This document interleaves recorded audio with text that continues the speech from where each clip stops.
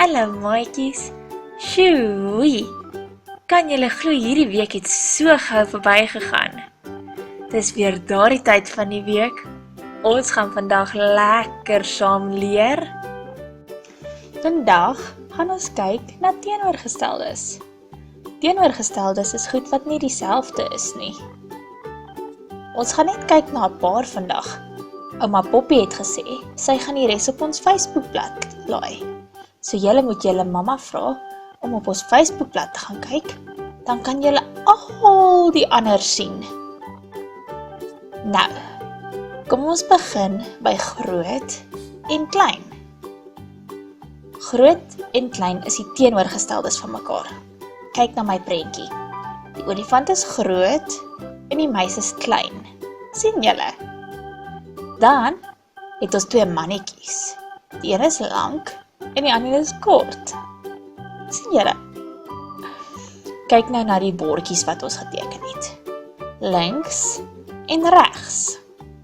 Sien julle? Links en regs is teenoorgesteldes van mekaar.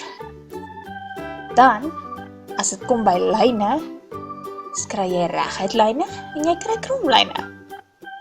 Sien julle dit? Kyk na my prentjie hierso. Kyk na my glase. Die ene glas is vol en die ander glas is leeg. Vol is die teenoorgestelde van leeg.